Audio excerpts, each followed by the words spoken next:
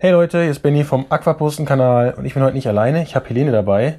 Wir sind aber in Dänemark und deswegen wird es heute auf Englisch weitergehen. Ich hoffe, das ist kein Problem für alle. Wenn doch, unten drunter gibt es Subtitles, müsst ihr einfach nur anklicken, also Untertitel könnt ihr dann in allen Sprachen einstellen. So, thank you Helene for showing us your setup here. And I'm quite interested what's going on. So I'll switch this camera and you can show us around. What's going on here? Right. Okay. Well, it's a very small room, but still, there's a lot of things to go through. It's packed with paros. Yes, you can tell. Especially, I've got a lot of fry at the moment. So these are Nagy fries. As you can see, they're not so big. Very small ones. Yeah. So how old are these guys? Oh. What are they? They're probably about 2 months. Oh, okay. Yeah. And still it's around 1 centimeter, right? Yeah, maybe, because they could be, they're different sizes, so I think they're two different batches. See, that one is a lot smaller than that one. So, anyway, it's like, this Nagy male is the father of at least 4 or 5 batches, so he keeps on breeding in a row. So this was the last one, and I finally realized this cannot go on. So I had to take the female out, and this was what was then left. In there, there's that's a little male. There's a little male in there, which is a. But this is a different species. This is Parosphromenus, This is Parosphromenus. Right? Yeah. He should. They're very old, so I think they hide a lot, right? Yeah, and he's not a showcase. That one, they hide a lot, so we won't see them. Then in here there's more fry, linky fry. Linky fry, yeah. And in the back there's a male dice now, but he's also in the back now. Yeah, we cannot see it. No. But in the front there's a little one. Yep. Right there. Hello. Now we scared it away. Yeah. And down here, got shrimps that I just got from Benny. And in here there's that's a CF Binson small fries together with some bigger ones. A lot of them again. Yeah. So how big can a batch of them be? What do you think? 25 to 30. Okay. But they don't always get that big. Yeah, of course. Sometimes 10, 12, but no, that's 15 to 20. I'd say that's the usual size. And I'm desperately trying to find a male in here because I had for a long time only one male and 22 females, so I'm really looking for a male, and I think I have seen a few. And then you try to match them with the other females? Yeah. Well, no, I'll probably find females in those too, so yeah. But at least one male that's a little bit too little to carry on the whole species. So if I lost that male, I would have been really lost. In here there's Linky, it's a community tank. And now the filter is off. Yeah, because the filter turns off at around 12 o'clock. And that works out nicely? Yeah. Because usually, well, of course, during the night the plants will not produce oxygen, but usually one says that the bacteria need the flow all day. I mean, none of these tanks have a lot of plant growth. Here's a beautiful one. Oh yeah, that looks nice. There's the male and the other one is the female. Yeah. And she's also ready. She's a big belly. Oh yeah, there we see the fleshing. Yeah, they did that last night too. I think they don't have they have a cave in there, so they'll probably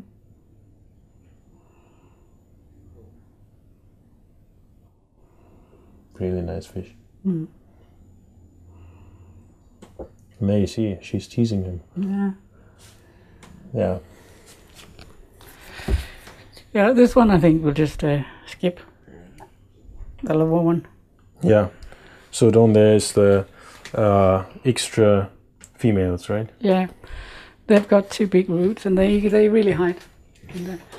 And then we got another Nagi. There we see how Community huge they are. But we should see if we could find the big male.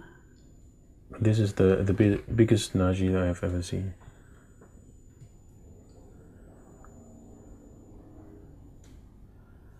Yeah.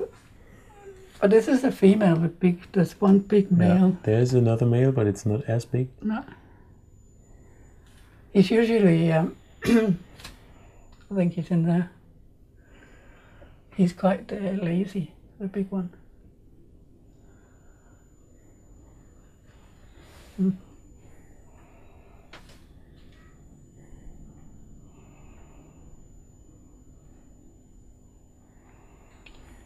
Whoop.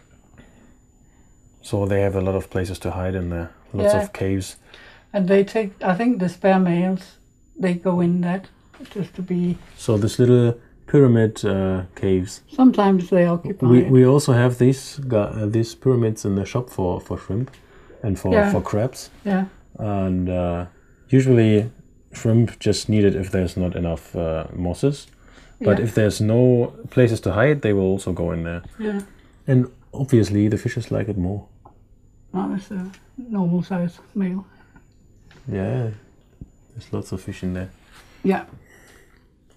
Anyway, he's hiding. Yeah, and in here, well, we're lucky we can get one. More brownish tank. It's the CF Alfredi. Can you get it? Yeah, I already had some footage of that. Oh, okay. And they're just not so long ago I brought some to the Blue Planet, and they have quite a lot now, and they have some in their display tank. Oh, we have to explain it. It's a Copenhagen aquarium, right? Yeah. They they're doing an exhibition where they've got different types of water, and then they've got one with white water and one with black water and salt water and stuff. Oh, okay. So they're using it for that, but they then will try to breed them in the behind the scenes. Yeah. And I've got some photos of that you can get. Okay. Yeah, I can show it now. Yeah. Yeah, and that one is empty now because of... There's another nice tank that waits for new fish. Yeah. Then, then we got this community. This is my big community tank. Because Linky, as you can see, sometimes they breed really extensively. So I just at some point thought that I wanted to try and make 100 liter with it. And this is it. And they actually do quite well in there.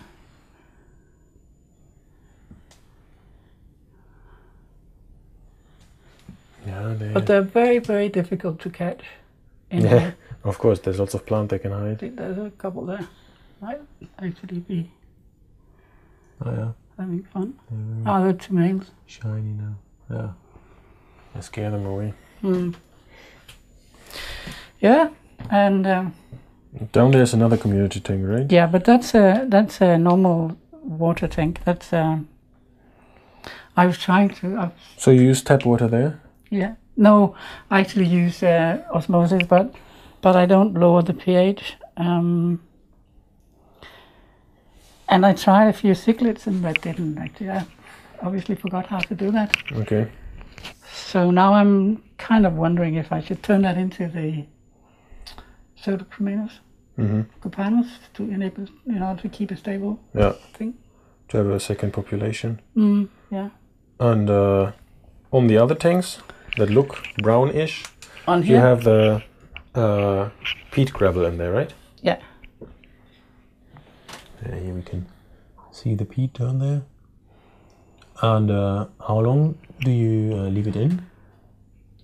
Do you replace it regularly? Or? No, I actually, there was a discussion about it in the forum, and I was thinking I should have answered, but because, I mean, there's a discussion about whether it's good to use or not, because it's also you deployed nature. Yeah. But, and I agree with that, but this I reuse, and I mean, I wash it and I clean it and maybe boil it even.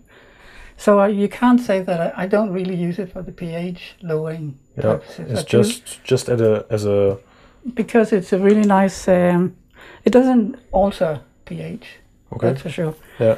And it's a really nice gravel because the fishes seem to like it. But I do add a little bit new every now and then, but it's very rare. Okay. And I keep using it for many times. I remember Bernd did that too. Yeah. Sometimes he'd come there and he'd be boiling or washing all the peat. So anyway, in here there's a relatively new. And also it looks quite nice. Sorry. Yeah. That's peat gravel. Yeah. It looks quite like the now very famous shrimp gravel, this soil stuff. Yeah, but it's different. Yeah, of course it is. In here, there's a Dictionary couple that I got from Benjamin not very long ago. That's a female here.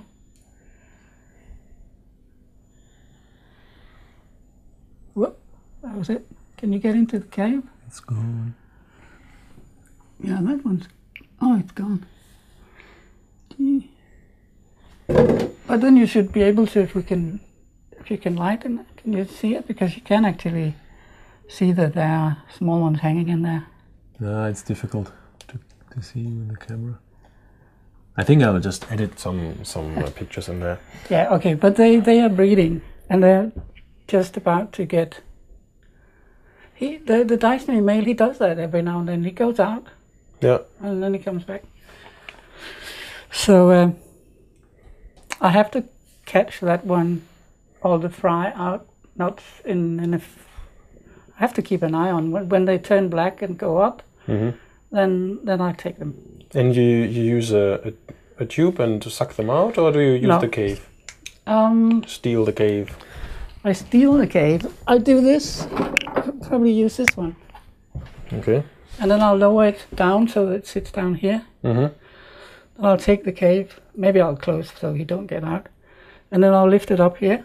And then you empty it. Probably put some Javamus on top of it so that, I don't risk that he jumps out. And then I'll just take it down to one of the smaller ones down here. Yeah, like that one. And then I'll only transfer water from the tank. Yeah. And then you feed these fry, especially? Yeah. So these ones down here, maybe. Yeah, those are big now, but the fresh. Yeah. These are Bintons from the real sort of Binton. Yeah, one can see it's almost 1 centimeter. Yeah. Well, first I hadn't got the paramecium or the Pantoffeltierchen at that time. So I what I do is that I take an old tank and then I take the leaves here, and if I get some other stuff to put down with the small ones, because then maybe there's some infusoria and things they can start off with. Yeah. But otherwise I'd actually start microworms quite quick. Okay. Now I got the paramecium. Yeah. So I'll try and feed that. I'll put in already for the first 3 or 4 days. I'll use that. Yeah. And then I'll do the microworm things and feed. And I mean, it took like there's one over there. Yeah, down there. Okay. Multiple. Really, I mean, the first 14 days I was really thinking there's nothing in there. And then they suddenly appeared. So you have to be really have a lot of patience. Yeah, it's the same every time. Yeah. And then you do nothing basically but feeding, or do you do you do water changes in the No. grow out tank? This is the grow out tank, but what I do is that I don't. At the beginning, it's like this here. So very low. Yeah, like this one. That one is from yesterday. It's not. It's a bit lower. That's from yesterday. That's the second batch of the Binton up here. And then after at least 2-3 weeks, then I'll start filling them up with, like, I'll give them one of these every day. Okay. From the Parents. From the osmosis. Okay. Okay. Not from the parents, but new water. Okay. And then slowly I'll get up to there, and then, yeah, basically that's it. And then, depending on how many there are, I'll move them into bigger tanks. Yeah. So, yeah. Quite nice. And I did you see them? It's Binton. Here you already see that you need to have a flashlight if you like Parosphromenus, right? Yeah. You can't go without it. Yeah. Then there's this one. Yeah, well, that's empty. That was full of small nuggies. And up here you've got the Alfredi wild caught.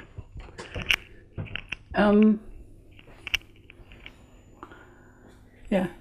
Oh, you did some of them, did you? Yeah, I guess so. Yeah, and that's the same. Those are.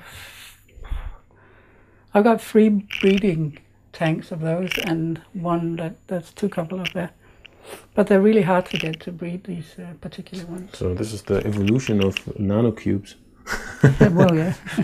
And how it should be used as a fish keeper. Yeah. Then now the obvious question that everyone has, Parosphromenus with the difficult water, how do you do it? Well, I do just really pure osmosis, which I have a tank there where I collect it, and then I use oak extract, and basically that's what I do. So you have a very low pH, or is it? No, at the moment I try to sort of make it stable. I try to how do you say that? I try to get it to be around 5.8, 5.7, 5.8. Because before I've done much lower, even as I said, down to 3.5 by accident, or unintended. But I don't really see the difference in it. I think 5.8 should be a really good. And if you go higher, do you think it is possible, or is there any limitation? I wouldn't go higher because, as I said, I'm not so sure that. I personally, I mean, I've seen many others go higher in pH, and maybe you can go higher in pH if you still keep it as soft water. But I like to keep it around there because I still think it matters in terms of, well, I don't know.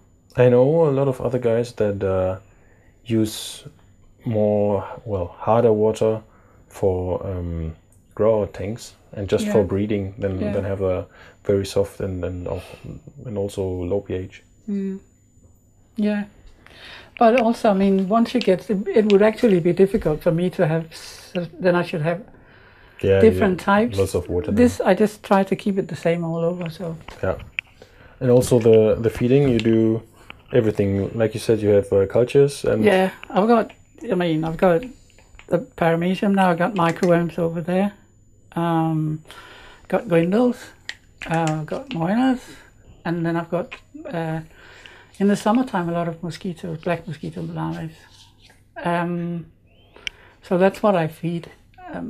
Very, very rarely would I buy the white mosquitoes in the shop because I'm really scared of those. Yeah.